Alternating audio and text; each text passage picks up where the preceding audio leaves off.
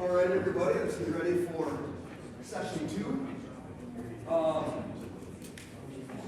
Sarah Walker is our next presenter.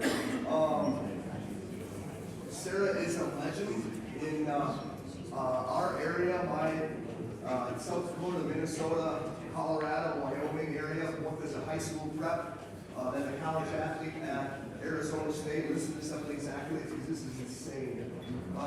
Sarah was a 2-time All-American in high school in both shot and discus. At Arizona State, she was the most decorated thrower in NCAA history, earning 15 All-American awards. Sarah threw both shot and hammer in the, which trials? 2008. 2008 Olympic trials.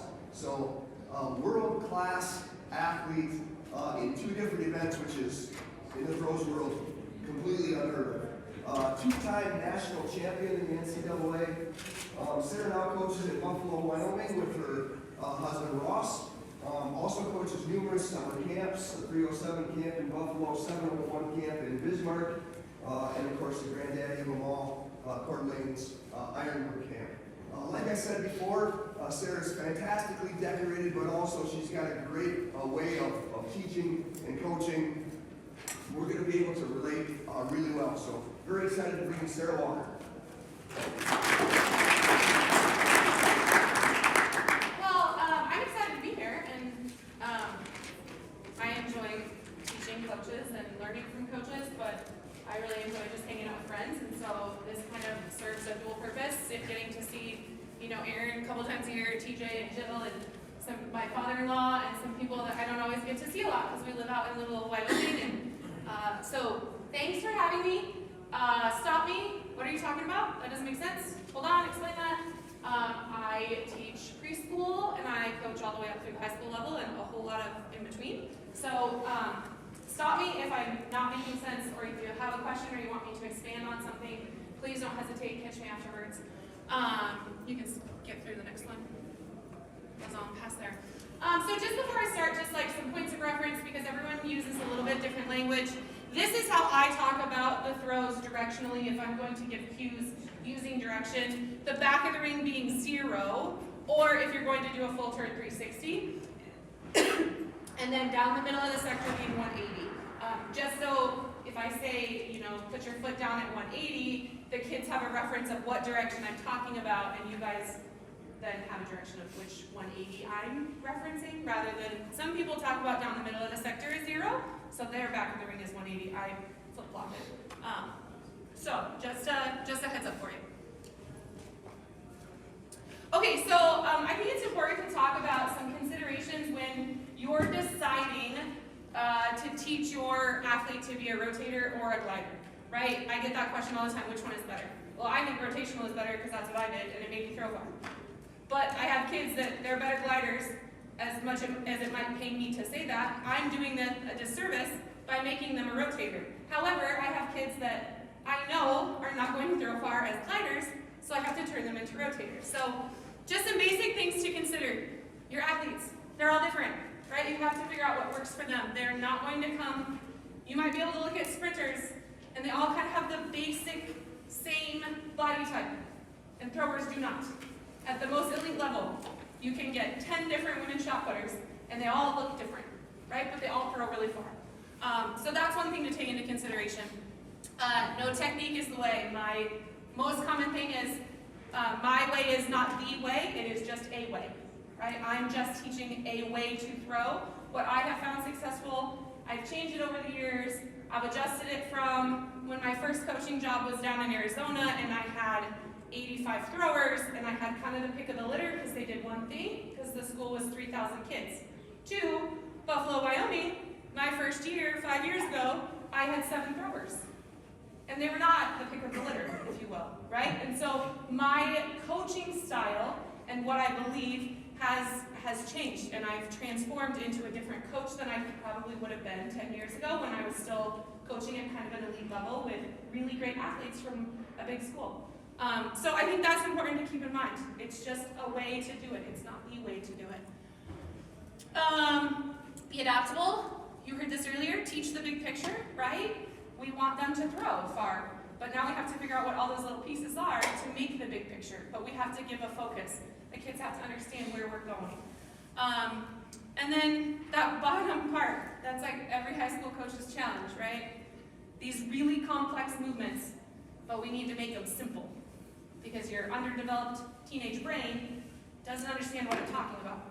So how do we break this down and treat you like you're an infant, and we're just first learning how to roll over, right? That's like, this is how you hold a shot put. Now you're an infant that can roll over. Now I'm going to show you how to stand. Now you're a toddler that can sit, right? So that's really important that we understand we're teaching really complex athletic things, but to underdeveloped teenage brains. And so we have to make it simple. We have to keep it simple, okay? Again, a little bit about my philosophy. Interestingly enough, I don't know where Jill's going to go with her presentation, so I'm kind of excited. I've never heard TJ speak before, like in a presentation like this. We've been great friends for a lot of years and coached together, but I've never seen a presentation. So he went straight from the back of the ring. This is what your entry is, and I'm going to do the opposite. I'm going to start at the front of the ring. That's just how I coach my kids. Another friend of ours, Matt Ackman, coaches out in Rockland in California, and he has what he calls back of the ring day, where you don't warm up, you just go straight to fulls, and it terrifies me. And I get anxiety when I think about doing that, because that is not what I came from. That's not who I was as an athlete and now as a coach. So again, just a way to do it. I teach a lot of the basics to the whole group, perfect the details for all of your individuals, knowing your athletes, okay? Go for it. Okay, so rotational shot put or glide shot put. What do you do? Well, longer path of acceleration if you want to be a rotator, less complicated, simpler movements if you're going to be a glider, right? You're going in a straight line, and throw an implement in a straight line. You're going in a circle, kind of, sort of halfway, but also straight to throw an implement. So the difference between the two. Complements the disc as well. There's huge differences in rotational shot put and discus. However, for a teenager, they're the same. Oh, that's the same as the discus. I'm like, yep, think about it that way. That'll work. Right? Because, again, they're not at an advanced level that they have to know the intricacies of the tiny little details. Your state champions would know the difference between those. Your freshman just starting out isn't going to know the difference between those.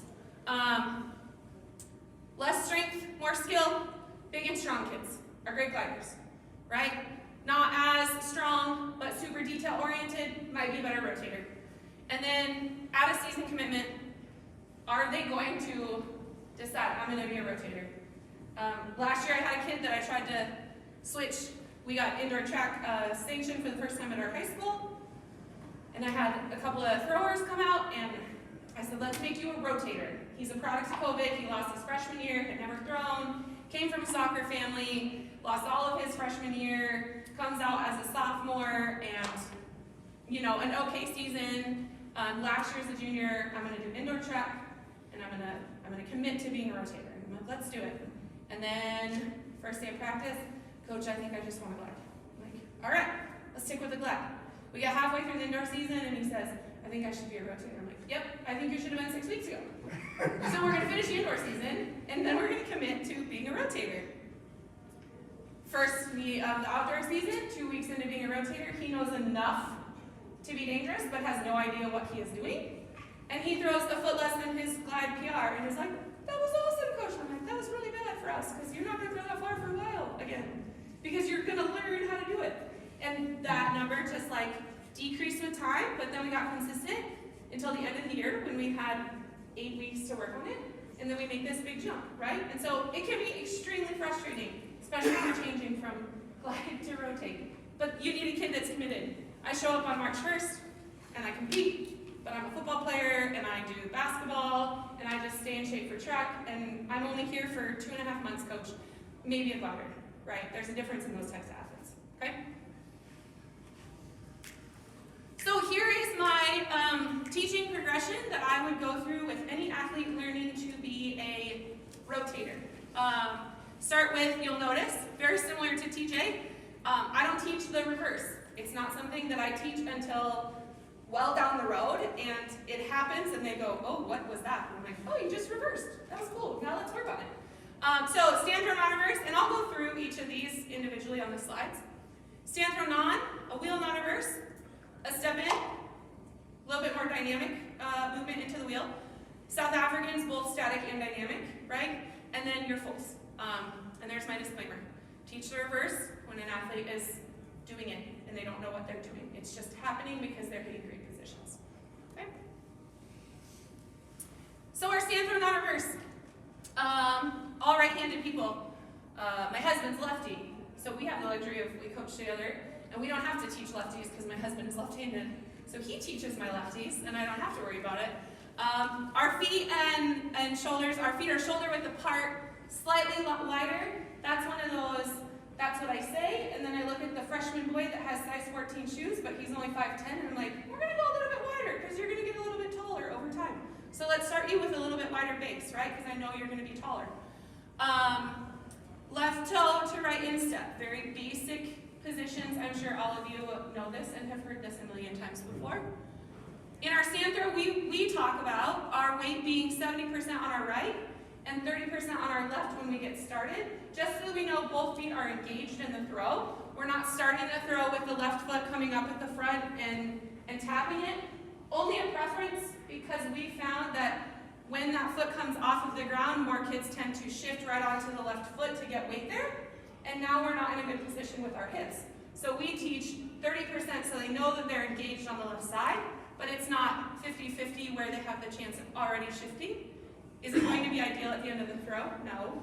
They're going to be 50-50, maybe 60-40, even a little bit on the front side, right, on the left leg on the finish, but over-exaggerating, keeping the feet engaged.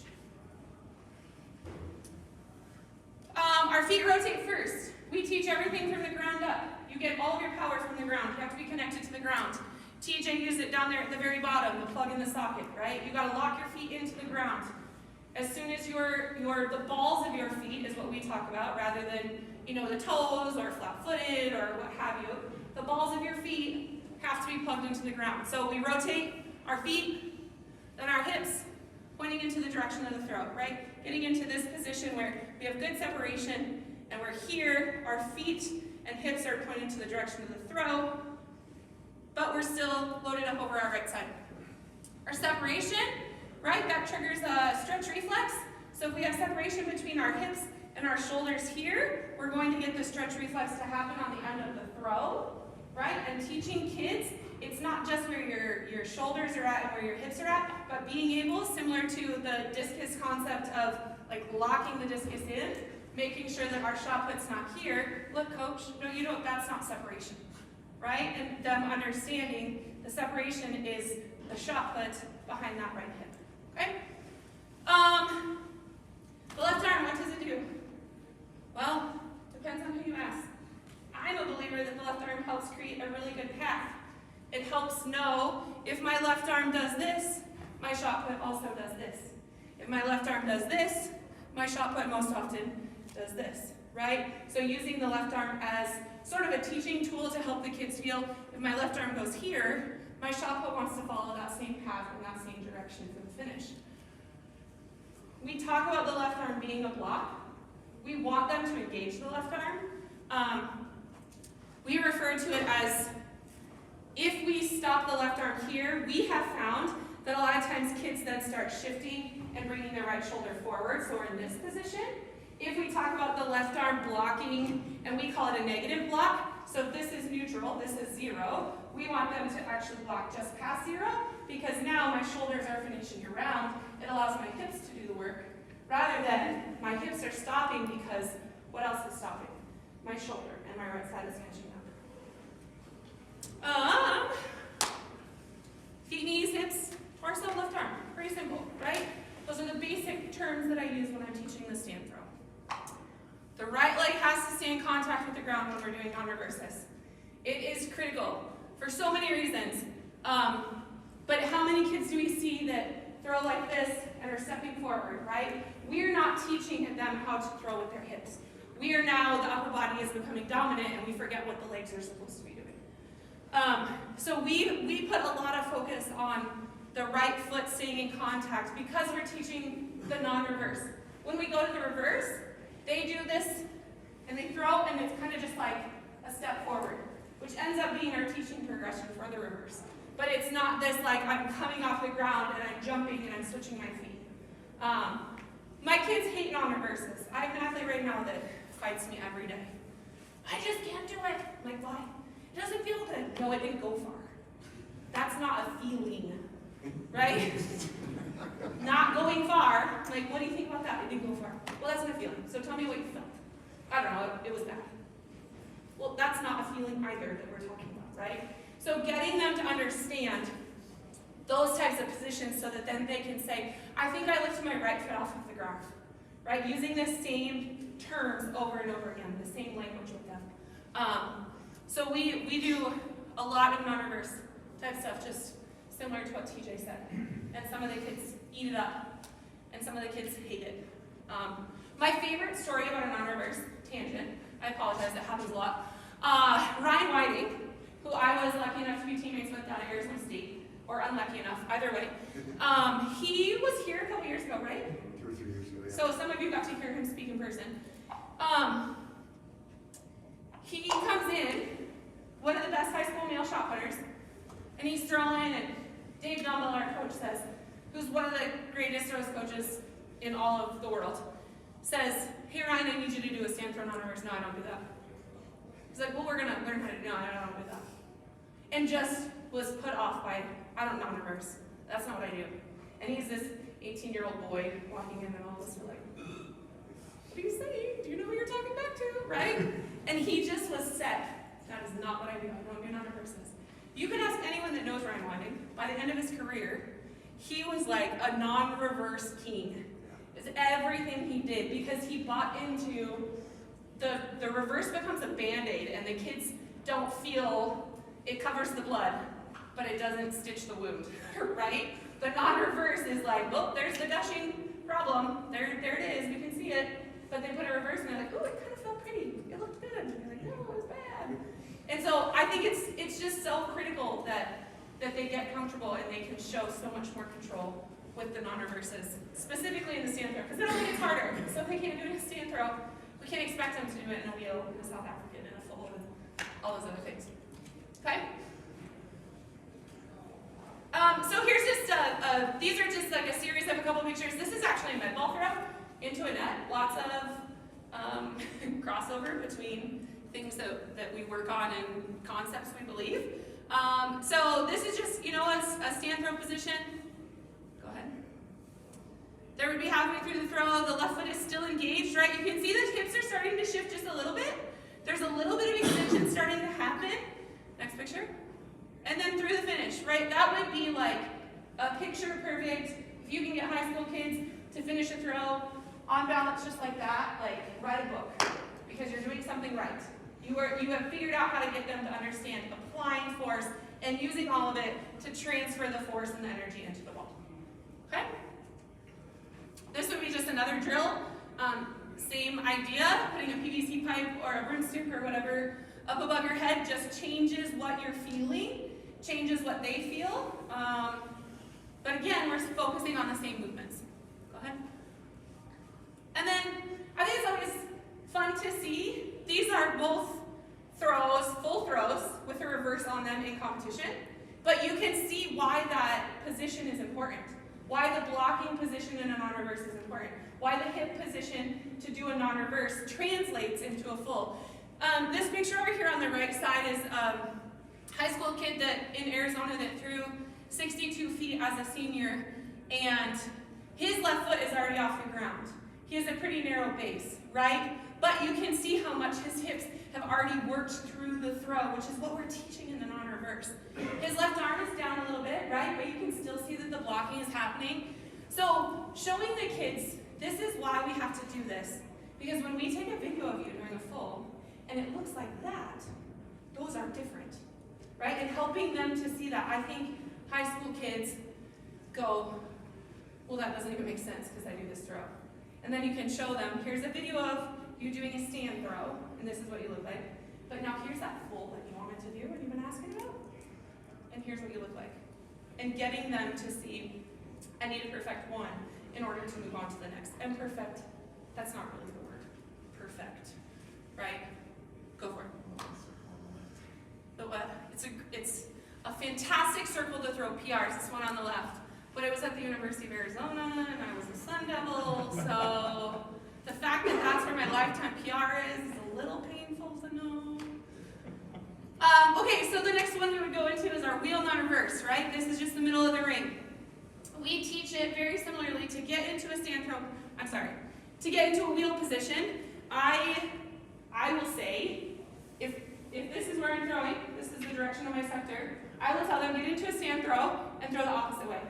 So then they just turn their body here, they get into a stand throw position, and then from there, all we do is create a little bit of separation, and now we're in a good starting position for our wheel.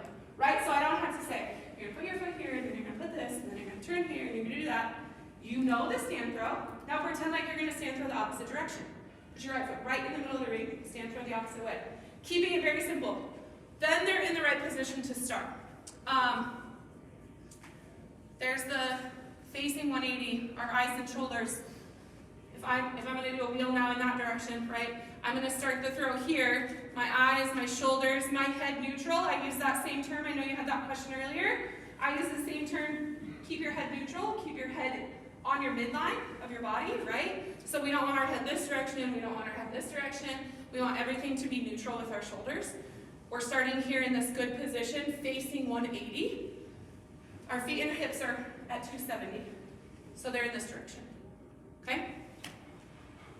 Right legs in single support. You can't create energy in this drill.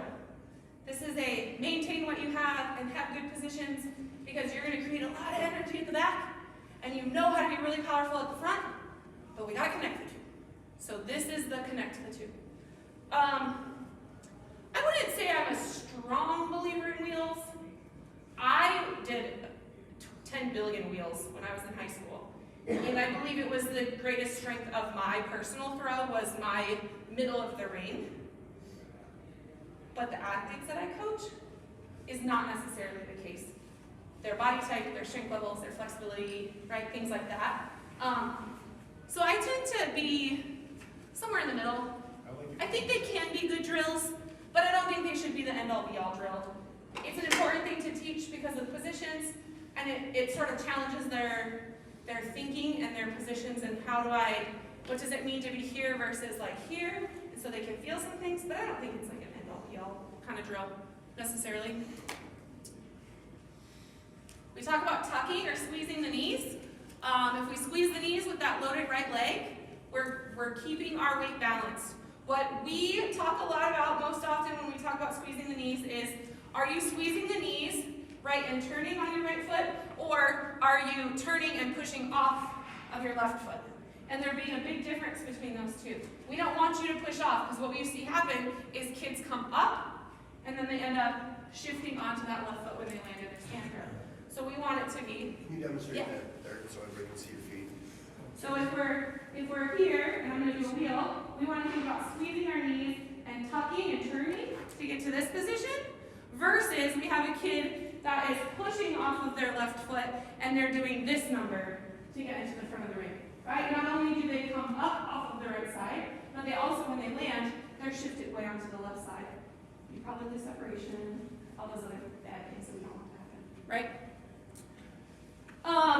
I do talk about reaching to the toe board. Similar to TJ, I never say, I want you to put your foot down in exactly this spot. Generally speaking, the kids know where that is because we want it to mimic their stand throw position with their feet. But it's never, well, if you are here and you put your left foot down, you got your left foot in the right spot.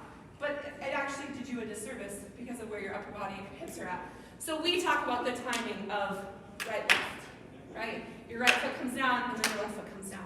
And then, where's my head? Where are my shoulders? Where are my hips? In relation to that, what's my weight distribution? But not hard and fast. It has to be in this spot. And then you're in your stand throw. Easy as that. And you can take them through their stand throw. We do lots of what we call stop checks. So do a wheel. I'm going to throw that way. I do a wheel.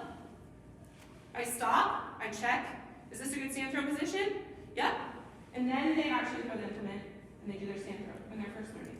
And then we would just transition that into, they're in a good position, they would do the wheel, and then they come all the way through the throw. So things to help them get through that position. Sarah, do you do shadow fills with them? Yeah, Just like what you're doing right Uh-huh. now with them? yeah, and I have some kids some kids I would not tell them to do it because they don't know how to do it well by themselves. Other kids, I'm like, okay, before you throw, I need you to do 5 drills just like this. And they can do it. Those are my juniors and seniors that have maybe been with me for a couple of years, that have been in the program and really know what the purpose is. Other younger kids a lot of times don't know what they're doing. I'm getting a better throwing facility, slowly. Shot put's fantastic right now. Discus is not. So that's one of the things that we end up doing lots of drills without the implement because I had 10 kids standing around waiting. And I'm like, okay, you're gonna do 5 of this and 5 of that and 5 of that and whatever it is in between their throws. Do you set them up with older kids to help the younger kids? Yeah, we do. Yep. That's kind of become, as the program's grown. I started with 7 kids 5 years ago. I think we're going to be close to 25 this year, and so just as our program has kind of grown over time, that's been one of the things that we've been able to change and adjust. And Coach both boys and girls? I do, yeah, yep, I do. In a school of 300. In a school of 300. 25 throwers. Yeah, yeah. So we're getting there. We have 16 out for indoors, which is about 15 more than I anticipated a year ago we would ever have when we sanctioned indoor track for the first time last year. We had like 3 or 4 kids. 3 that were pretty serious about it, 1 that was kind of just like, whatever, I'll do it. And so we're just, slowly growing the sport, growing the event. So when you started indoor track, what was the availability of facilities? Yeah, that's a great question. None. There was none. We actually don't have an indoor facility, and I'm gonna hit on this a little bit tomorrow too in my presentation. But so we have a walking track that goes above our basketball court at our high school. We are lucky enough our high school has 2 gyms, and so we have a main gym and an auxiliary gym. However, it's basketball season right now, and so we have the boys and girls are splitting those 2 gyms, and that's from 3:15 until 8 o'clock every single night. I currently coach junior high boys basketball, so I'm actually just a volunteer throws coach during our indoor season because I was committed to that first. And so we actually throw over at our middle school gym when my junior high boys are done. I was able to reserve the gym for an extra hour, and so we go there 3 days a week and throw in the gym. So yeah, we don't have an indoor facility. We are like every school in America that is doing drills in the hallway and using the wrestling room when it's not wrestling season. And going up here, we have resorted to throwing shot puts on the stage in the auditorium where they have plays because that was the only space that we had. So you gotta kind of make do with what you have, and so we don't have a lot of indoor space, but we do have a gym that we get 3 days a week. So have you had an indoor and an outdoor season yet? We're in the middle of our indoor season right For the now. first time, for the first one.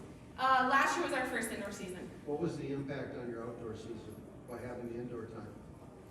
For me, for my throwers, it was Yeah. great because we were only about 2 or 3 days a week, and for 45 minutes to an hour, so it wasn't a lot of time. And what I saw was the first week and a half to 2 weeks of the outdoor season, I was able to put the shot put aside for all those indoor kids, and they could pick up the discus and really focus on the discus. And then they were ready to come back to the shot put during week 3 of the outdoor season, and then they were just off and running with both of them. They had a little mental break, but got a lot of the competition jitters out of the way. Our coaching staff's philosophy is very much a build a base and get kids strong and flexible and keep them healthy during indoors so that they're ready to compete during outdoors. And how soon can you get outdoors in your outdoor season? Well, 2 days ago we practiced outside because it was nice enough in Buffalo. It was 45 degrees. Last year we had a quite literal snowstorm at the state meet. So you have no idea. Single day for you? When? The 3rd week in May. Yeah. Third week in May. So sometimes we're outside for the first month and then we're inside for 3 weeks. And sometimes we're inside for the first month and then it's beautiful the rest of it. A complete crapshoot. Complete crapshoot. Yeah. All right. Kind of here, like that here. Yeah, for sure. So this is a drill out of a still picture out of a full throw actually. But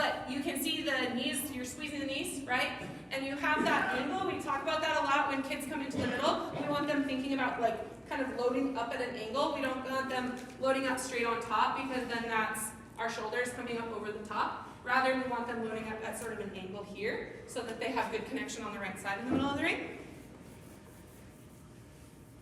There's your stand throw again, right? That's ideal, getting into that stand throw position.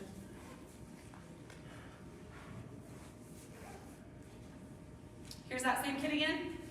This would be showing him a wheel in the throw. Are there some errors? Sure. He's backing into the throw a little bit, right?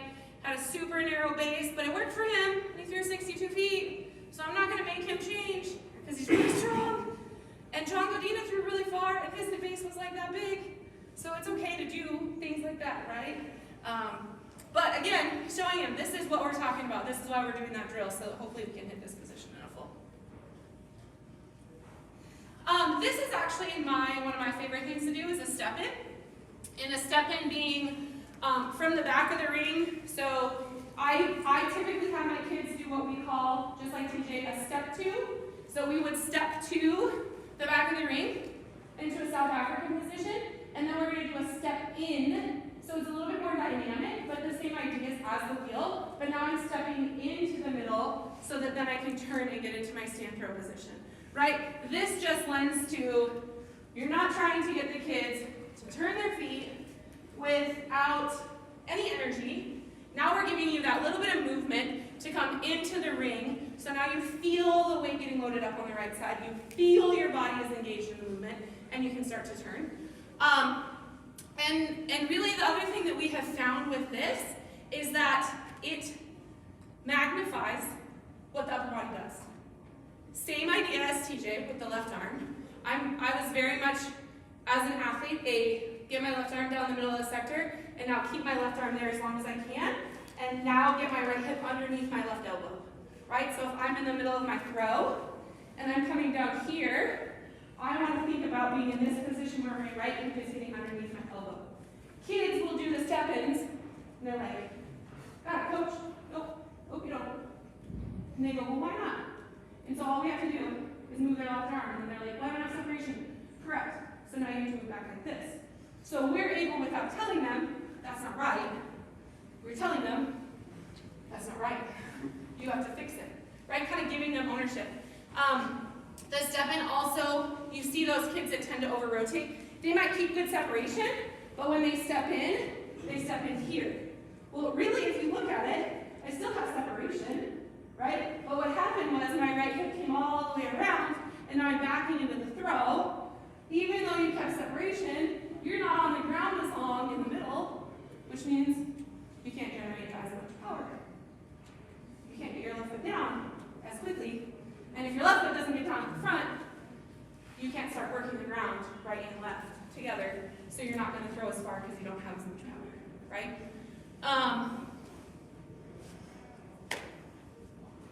I think I covered all that. Yeah. So then from that step in, we would move into what we call static, South African, and the static part coming just from the upper body. The lower body is also starting static, right? So again, we would do a step two. So if I'm here, I would step to my South African position. I get my arms up here like this. This is what we call a static South African. The next slide, or a couple slides from now, will be a dynamic South African where we have the kids step to here, but then we'd actually let them wind up just a little bit so that they feel their upper body getting a little bit more separation. The focus of the South African from a static position being, again, that we want to get some lift off of the left leg and get a little bit of a jump into the wheel, right? Landing into that wheel position. So we went from start in the wheel to step into the wheel to now we want you to actually like jump and sweep into that wheel position. Yeah? So from that static start, you want that, we talked about in the disc, you want that wide sweep, or it's a little bit more linear in the shot? I'm a wide sweeper. I'm doing a wide sweep. So what we teach is your left side and your right side have to work together. If your left side does all the work, your right side is behind, it's not going to go well. Your right side has to do something. So our left leg out of the back of the ring for us, our left leg is a lift, right? We're lifting or jumping off of our left leg. And I'll have kids just do this, where they're in the South African position, and all I want them to do is extend with their left leg. That's the only thing that's working on me right now, right? But my right leg is going to sweep and help lift me into the middle.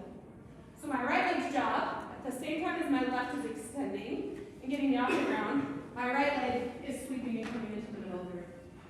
But yes, I do believe in a wide sweep. Preference, really?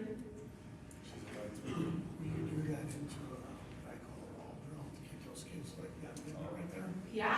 You do. Just Walls are my favorite. wall drills so they jump into that wall like that and squeeze their knees. Yeah, we do a variety of wall drills. Sweating. Get serious. Woo. We do a variety of wall drills. I don't know if there's a great wall. If you can't see, I'll do one right over here, but Knock right through the partition. so we would do a variety of different things with our wall drills where we start here, and when we get them far enough away that what we want them to do is actually land like this, right? Where they're getting their right foot into the middle, but they're also having to stop the left arm. What happens? Kids go like this. Yeah. Like, no, what are you doing? Don't kiss the wall. Right? Or they do this number where they're like, and so now you're shifting. We need a little bit more lift. We'll also do it where we get them out of the back. I make no promises in dudes. We get them out of the back and we actually have them turn to where they land in a stand throw with their left foot, landing against the wall. Again, can you do it or are you falling and crashing into the wall like this? We even go as basic when we're teaching wheels to start just like this, and all we have the kids do is squeeze and touch, right? That happens all the time, where they pull the upper body and they think that they have it. So it's just another, we do it against the fence outside. We have kids hold onto the chain link fence and do the same kind of Custodial staff will probably like that. ask forgiveness instead of permission sometimes, right? Does the static South African make sense?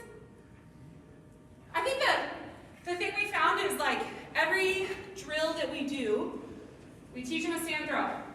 Now we're going to add this little piece, and it's easy to reference back. Oh, did that stand throw feel the same as when you did it without the wheel? And they're like, oh, this felt different, or that felt different, or I didn't do this. And so you can kind of just like pick it apart in pieces and figure out where did the throw break down. Because usually what they feel is, oh, Ryan Whiting, fine coach, came off my hand, right? If you've ever watched him compete, he frequently did this. He'd look up in the stands at our coach and be like just that was his thing. I'm not going to admit that I screwed up. It just came off my hand funny. Well, yeah, because you didn't have separation. You didn't have separation because you didn't do this. Because you didn't do that in your entry, right? But for him, it was like a mental game. It just came off my hand wrong. It's fine. So we always tell the kids, okay, it didn't come off your hand right. And that could really be the problem. 3% of the time. The other 97 is like, you're not really an elite thrower, so that's probably not the problem. So let's go back to this part. Did you feel how your head was like this? Well, yeah. Well, why was your head like this in your stand throw? Well, I'm not sure. Okay, well, let's think about the wheel. What happened? Well, when you did your wheel and you landed, what'd you start doing? Trying to look to see the throw, and now your shot was up here, and it came off of our hand wrong, right? So always being able to go back and say, what happened right before that? Where were you right before that? What about that position? I think tends to help kids. Yeah? How much, so Minnesota, we start practicing inside, and we don't really have a place to throw. Yeah. Actually release the shot put. Like, how much of this do you do drills before you actually let them start throwing, or do you do kind of back and forth? My kids hate it, but they don't touch a shot put for the whole first week of the outdoor season. Okay. We will throw some discus balls by the end of the first week. We do a lot of medicine balls, holding medicine balls. We do a ton of stuff with PVC pipes. So you can do this whole progression with them holding on to a medicine ball and never letting go of it, right? And they just get to this position, and how much balance do you have to put a 6-pound medicine ball out in front of you, but not actually throw it? Lots of drills with shoes, holding onto a shoe. So for shot put, you can't necessarily do that. That's where we resort to the medicine ball. We also do stuff with the PVC pipes on our shoulders, so you can take them through the whole drill. And that's a really great teacher. I don't see anything around. So if this is my PVC pipe, it's a great teacher for them to be able to see where is my PVC pipe pointed when I'm moving through this throw, right? If my PVC pipe is like this, what's the problem? Well, I'm loaded up on my right because I have 30% here, but there's a shift happening with our hips.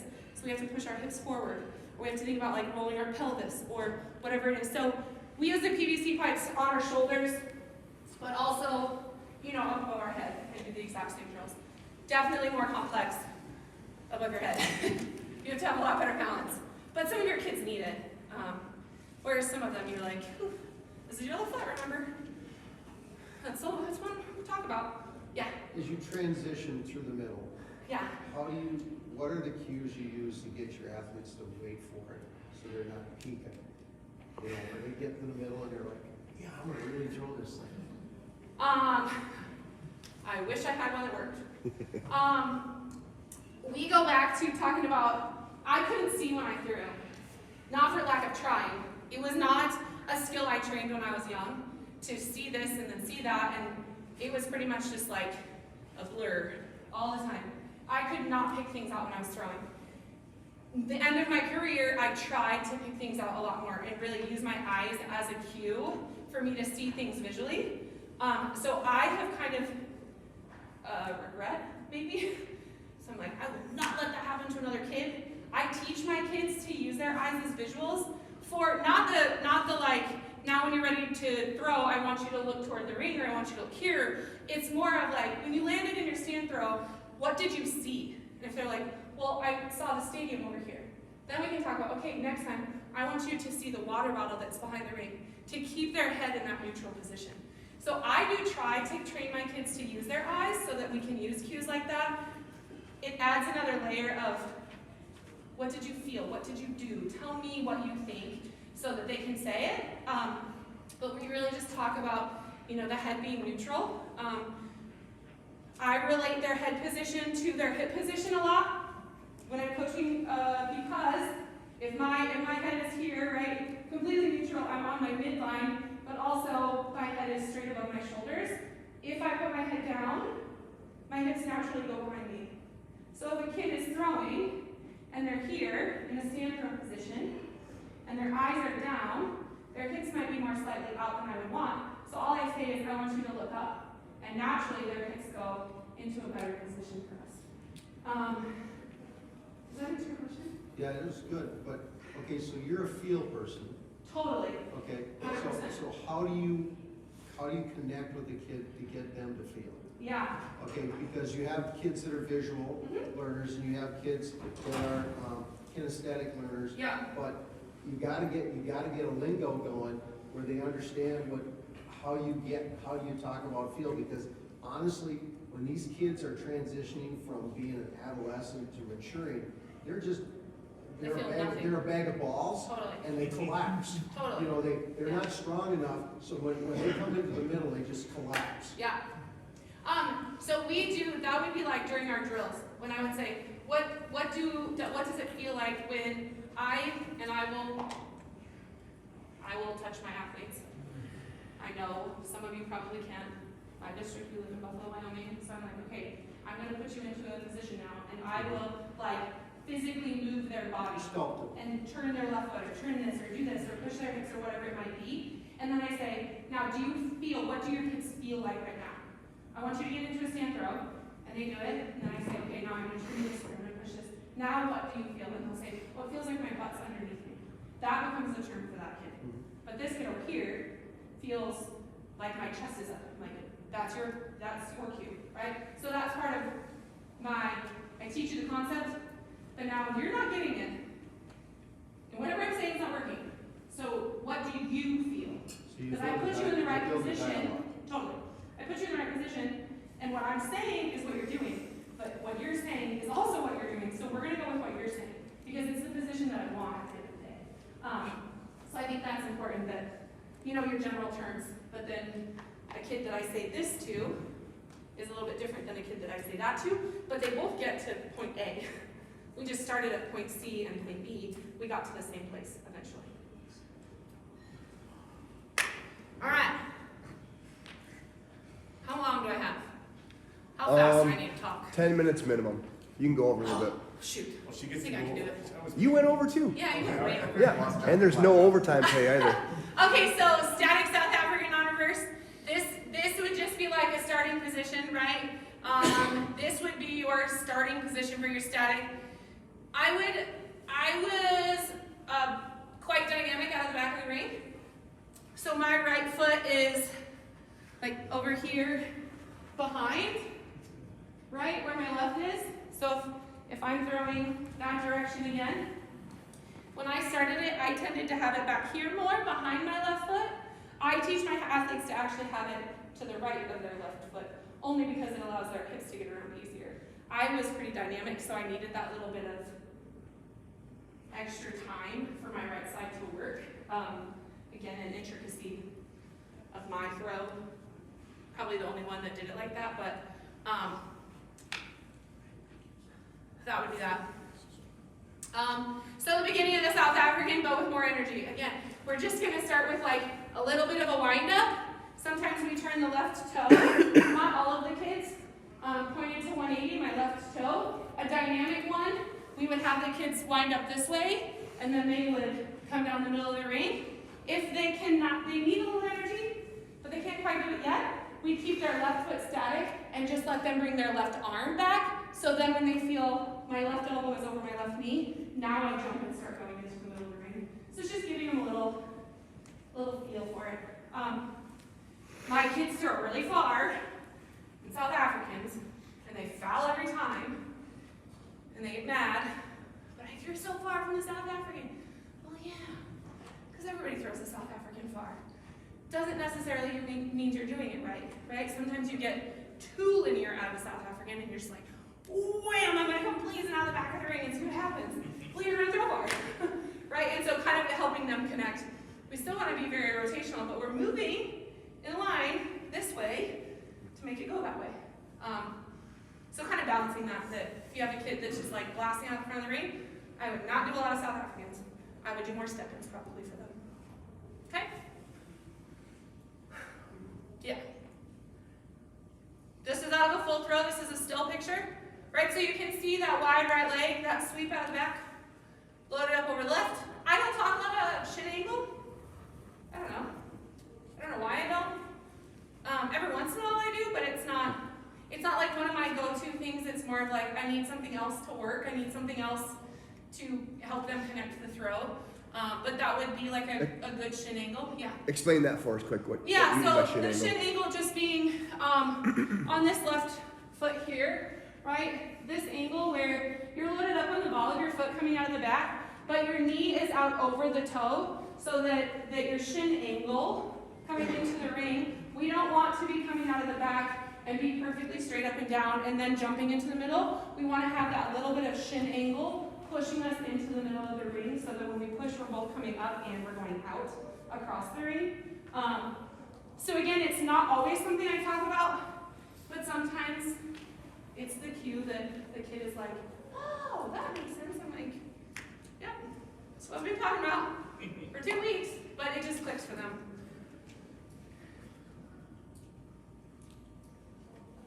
Go ahead. Go ahead. There's that lift, right? We talk about like zero support. I believe you have to get off the ground with both feet. Not everybody does. That's just what we teach. Landing on the right foot next. And then you guys have seen these pictures through the rest of it. I think if you go to the next one, it shows the full progression. Oh, maybe not. Maybe the next one does. I know it's in there somewhere. Okay, so the last one we talk about is the full non-reverse. Wide, sweeping right leg out of the back to get to that South African position. We do some, when we're teaching entry, we'll just have the kids line up, so I'm throwing that direction now.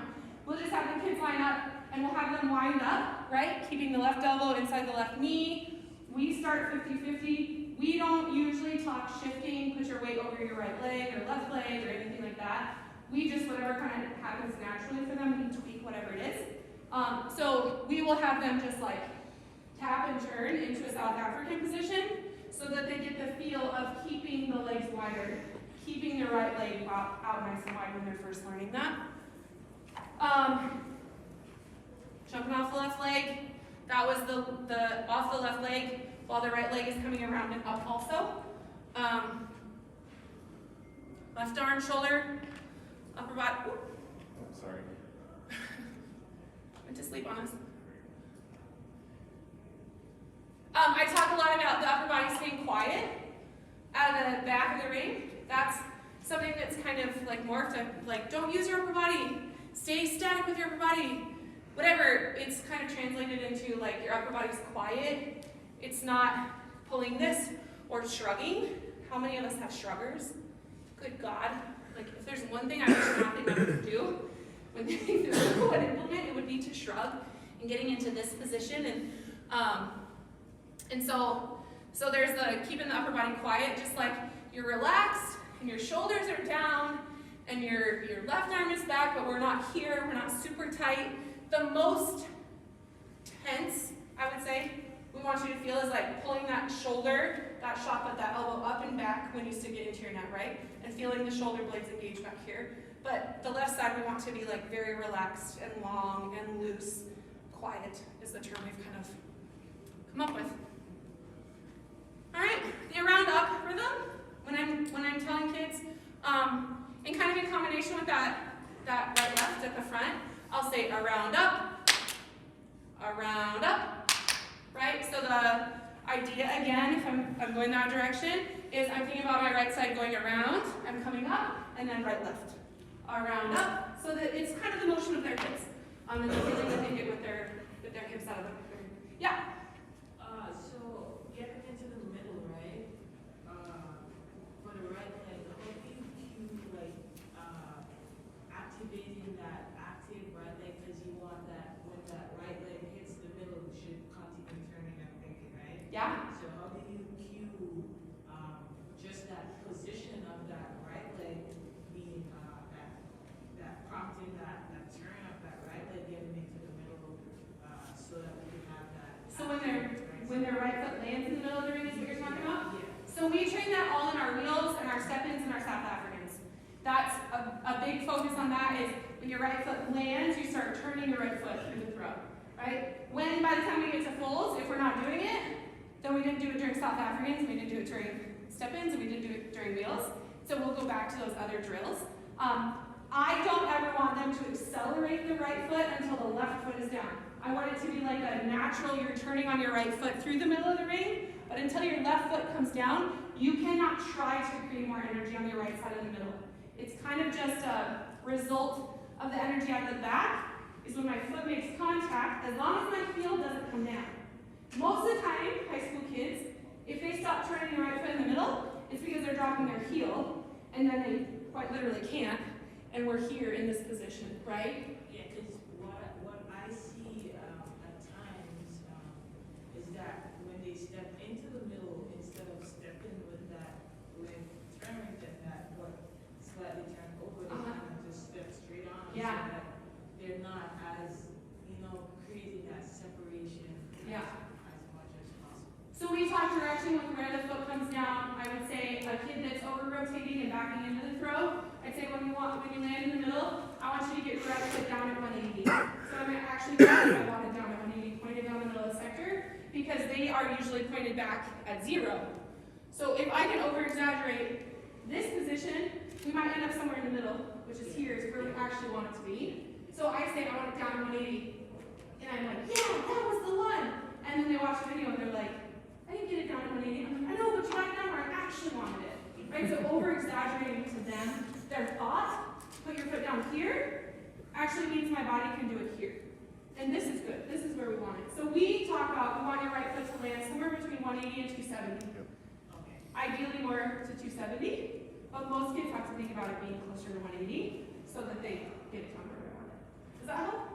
What if they're not over rotating it, but they're under rotating? So it's not that they're initiating that hip movement. Are they dropping their heel in the middle of their ring? That would be something that I would look at. Is like, where's the weight on their right foot when they land in the middle? Because if they're coming down on the back of the foot, and even if the heel never touches the ground, but you can see the foot actually coming down, it means there's weight being transferred somewhere, that the heel comes in contact with the ground, their foot will stop turning. Or it's enough of the shifting going on that their heel's coming down, it's going to slow down their right foot. So I would probably look at that. Okay, makes sense. If the right foot's not turning in the middle. Okay. Yeah.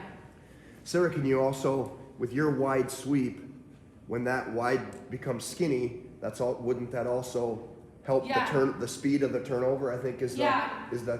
what you're looking for, right? Yeah, that We last talk a lot 10%. about, like, ice skaters, right? So when they're going slow, they're out here, but when they get prepared to do a jump, what do? They pull everything in really tight. So in shot put, if we're out here, and we're as wide as we can be, and we keep that right foot out super wide, then when we want to start speeding up, what's happening in the middle? I'm squeezing my knees, I'm gonna start going faster, right? I'm gonna use my left arm, I'm gonna block, I'm gonna start going faster. So if they're coming out of the back, and they're doing this number and turning into the middle, that's going to speed everything up. They're going to miss positions, not turning or over rotating in the middle of the ring. Yeah, good question. So Alright. would you show what you mean by backing into the throw? Yeah. Versus not backing in, because that's a major distance killer. Yeah. When kids back into the throw, they can do a lot of things right, and they do that, and it's dead. Yeah, So that they can see how to not back in. So Yeah. show the difference. so the backing in, if this is the direction of the throw, 180 being down the middle and 270 being straight over here, this wall. That's where we want our right foot to land, our toe to be pointed somewhere in this little slice of the pie. When we do it correctly, our hips, even if we get all the way to 270, our shoulders can still face the direction of the throw, so we still have separation. Past 270 is what I consider backing in, and when we get to here, now my shoulders can't point to the direction of the throw. I'm backing in. I'm losing sight of the direction of the throw. So my foot coming down beyond 270, I'm backing in here. By the time I land in my stand throw, my hips are already almost finished, and now we can't create any more energy because we lost the amount of time that we were in the middle of the throw. Yeah. Keep on keeping on.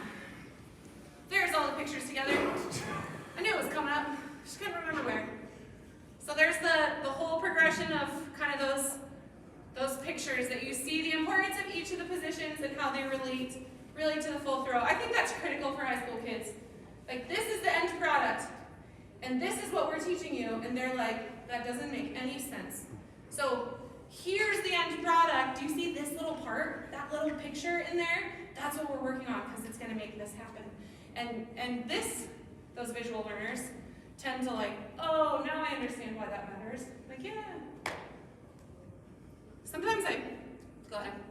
I actually tell my kids, like, I'll be like, oh, coach, why didn't you tell me that? It's like, sometimes I just make shit up and it works, and sometimes it doesn't. And half the kids look at me like, are you serious right now? And the other half just roll their eyes because they heard me say it before, like, oh, whatever, coach.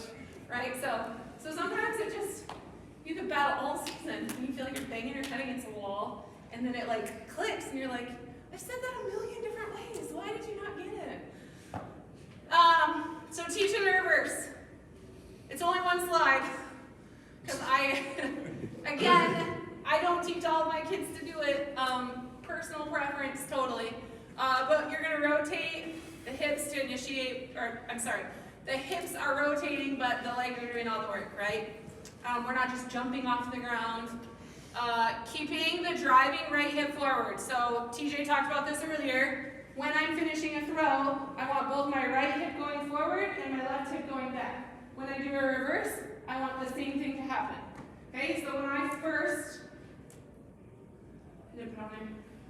teach a kid to do it, I say, stand just like this with your hands on your hips, and I want you to jump and turn 180 degrees. And if they can't do that, they probably should be reversing. They'll go like this, they're like, oh, right? And they're landing. Then, what we do is, now I want you to jump, and on the left side, I'll put them next to the toe board so that they have a better reference. So there's my toe board. And they'll stand just like this, and I'll say, now land only on your right foot. I want you to jump and turn 180 degrees, land only on your right foot. So they'll here, and they'll jump, and then they land just on their right foot, right? And they start getting the idea of my right foot has to finish out over the toe board. I'm driving my right foot forward, my right hip, sorry, and my left hip back, and I'm getting into my reverse position. Most kids that are ready to do reverses can do it. And you just kind of like tweak a little bit so that they, you know, we're not reversing and getting like way out over here like this, but we're also not the reversers that are like way back here and flying away from the throw, right? We want it to be somewhere in the middle. Next. This is that kid that was in those pictures, 62-footer. Hopefully it works.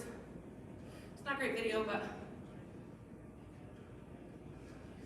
he was almost too far back on his right. If you watch, right, he's going to finish the throw like here.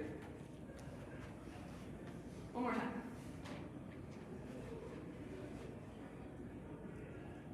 Right, but super explosive kid, getting lots of movement out of the back. You can go to the next one. There's a couple more full throws.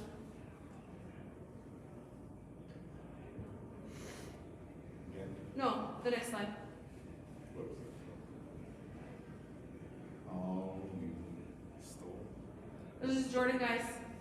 Sweet. This is our camp a couple years ago. He was up there coaching with us, and slow-mo.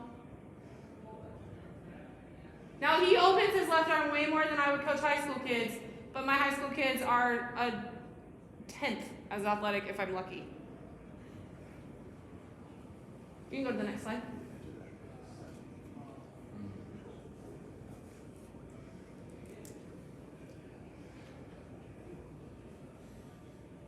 This would be like a wide right sweep.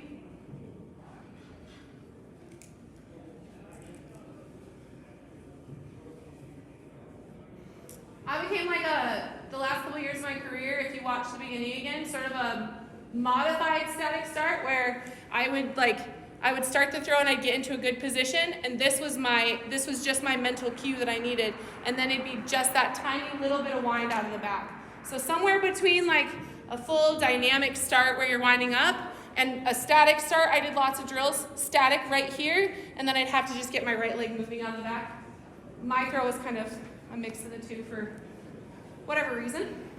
Next. Because it worked.